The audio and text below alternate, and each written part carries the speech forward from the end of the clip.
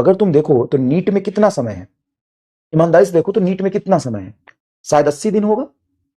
ढंग से देखे तो कितना बचा, मार्च और फरवरी, तो 60-70 दिन, 70-80 दिन है। 80 दिन में ढंग से देखोगे ना तो तुम्हारे 80 चैप्टर हैं। ऐसे 30 फिजिक्स, 30 केमिस्ट्री, 30 बायोलॉजी, तो 80-90 चैप्टर हो गए। अब 80-90 चैप्टर को रिवीजन करना, अब इधर उधर ज्यादा फैलोगे तो दिक्कत हो जाएगा। तो जो डायरेक्ट हिट करता है एग्जाम में उसको पहले देखो, नीट का पैटर्न समझो। नीट का पैटर्न हमेशा से कैसा रहा है पता है? नीट का पैटर्न हमेशा से ऐसा रहा है, चाहे वो नीट 2025 का ही पेपर क्यों ना हो, कि आप बायो को पहले इतना स्ट्रॉन्ग करें कि 40 मिनट में बायो कर ले, फिर आप 50-55 मिनट में केमिस्ट्री करें, फिर फिजिक्स के हमेशा चाहे पेपर 24 जैसा है 25 जैसा है, आसान आसान सवाल ढूंढ के करो, ठीक है? फिर समय बचे तो टफ सवाल पे जाओ। देखो नीट 2025 में बार बार मैं कितनी बार याद दिलाऊं तुम्हें, जो 4 सवाल टफ थे वो किसी ने नहीं किए, 2-3 सवाल, लेकिन फिर भी लोगों के सिलेक्शन हुए। सिलेक्शन टफ सवाल करने से नहीं होता है, सिलेक्शन इजी सवाल करने और टफ सवाल छोड़ने से होता है, और यही तुम्हारा प्रेजेंस ऑफ माइंड वहां पे होना चाहिए। समझ में आया? क्योंकि वहां पे आपको ऐसा नहीं है ना कि वो जे एडवांस का पेपर है, जे एडवांस के पेपर में समय मिलता है भाई साहब सोचने के लिए, करने के लिए। नीट में इतना समय आपको मिलेगा ही नहीं, बहुत ज्यादा लेंथी क्वेश्चन आ जाता है जो 1 मिनट में नहीं होने वाला है, वो आप नीट में नहीं कर पाओगे।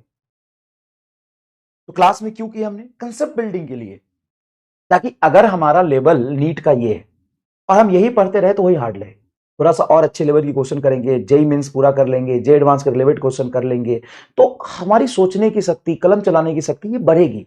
और जब कैपेबिलिटी बढ़ेगी, क्वेश्चन जितना ज्यादा प्रैक्टिस करेंगे, जितना ज्यादा कलम घिसेंगे, उतना ज्यादा सिलेक्शन की प्रोबेबिलिटी बढ़ेगी।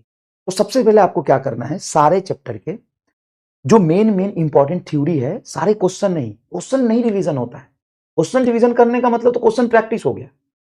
तो रिवीजन और प्रैक्टिस में फर्क समझो। रिवीजन करना है आपको, रिवीजन का मतलब होता है कि जो भी, जैसे मैं मोशन इन स्ट्रेट लाइन की बात, तो मोशन इन स्ट्रेट लाइन में डिस्टेंस डिस्प्लेसमेंट समझाया, उसका रिवीजन करो।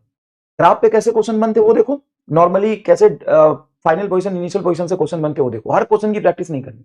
Average speed, average velocity, equal time और इक्वल डिस्टेंस में क्या होता है वो देखो, बस 1-2 सवाल देखो बस। फिर जाओ एसेलरेशन, एसेलरेशन की थ्योरेटिकल डिस्कशन देखो।